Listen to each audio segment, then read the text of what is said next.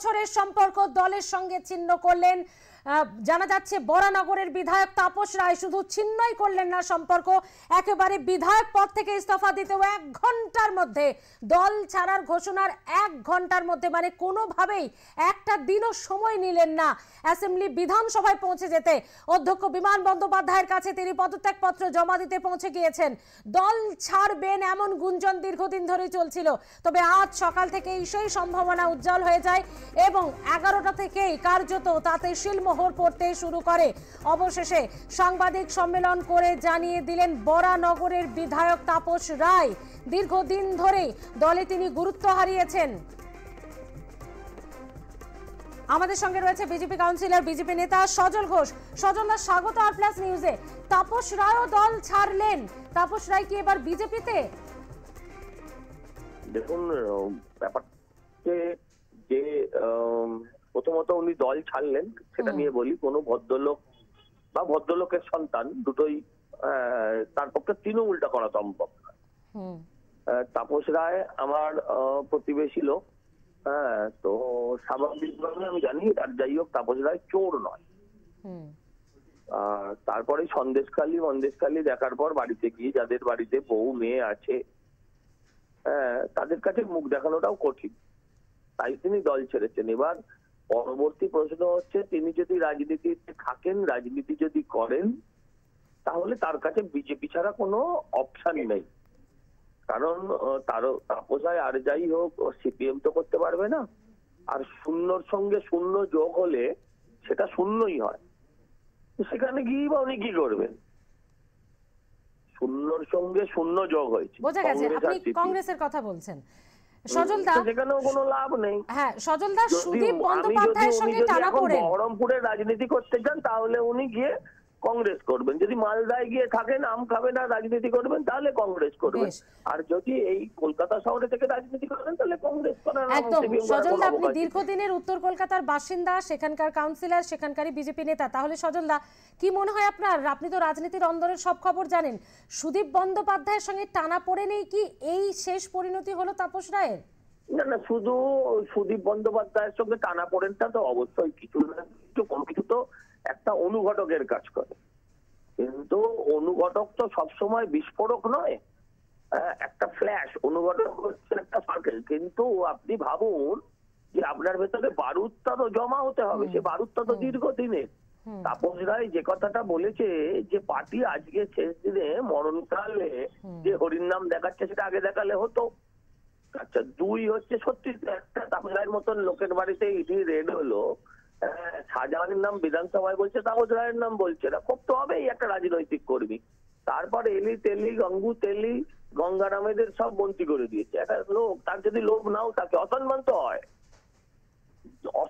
তো হয়, যে একটা গঙ্গারামরা মন্ত্রী হয়ে বেড়াচ্ছে আর আমি তার নিচে গিয়ে বসে আছি, কিন্তু তার অসম্মান তো বটেই। এটা কি তৃণমূল কংগ্রেসের জন্য একটা বড় ধাক্কা? কারণ তাপস রায় তো আজকের নয়, একবারে সে জন্মলগ্ন থেকে 23 বছরের সম্পর্ক। না, তাপস রায় জন্মলগ্ন থেকে ছিলেন না, তাপস রায় জন্মলগ্ন থেকে ছিলেন না। তো আমি যেটা আপনাকে বলি সেটা হচ্ছে যে তৃণমূলের ঢাকাল্যাংটার নেই, বাটপাড়ের ভয়। ও দল এখন এরম করেই রোজ দেখবেন 2টো করে ইট খসে যাবে। বাট তাপস রায় ধাক্কাটা যথেষ্ট বড় ধাক্কা, এবং আমি বিশ্বাস করি তাপস রায় যে কোনো রাজনৈতিক দলের সম্পদ। এই দুটো কথাই বলি।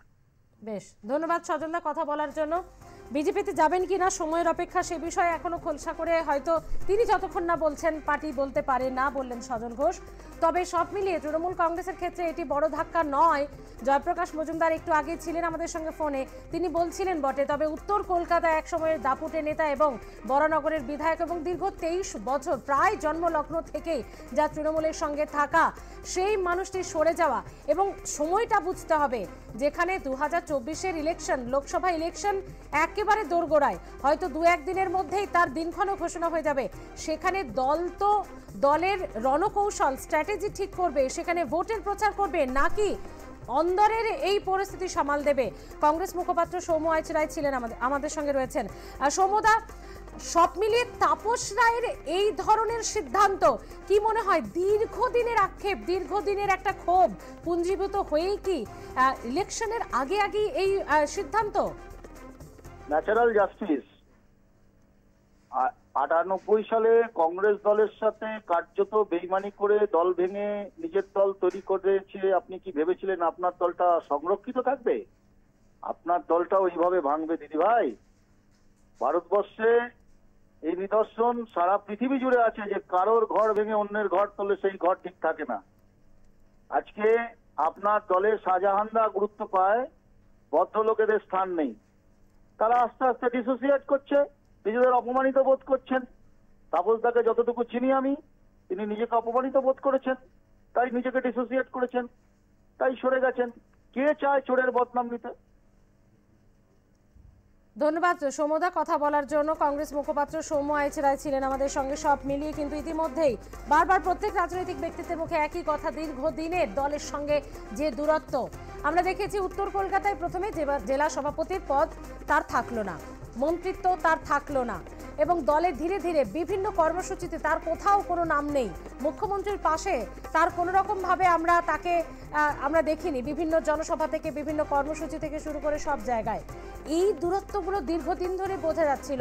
অবশেষে সংযোজন সুদীপ বন্দ্যোপাধ্যায়ের সঙ্গে টানাপোড়েন, মতপার্থক্য, উত্তর কলকাতার সাংগঠনিক বিষয় নিয়ে মতপার্থক্য, এবং সবশেষে ইডি রেডের পর বিরোধী দলগুলিও তার সম্পর্কে বলল, কিন্তু তৃণমূল তথা মুখ্যমন্ত্রী কিছু বললেন না।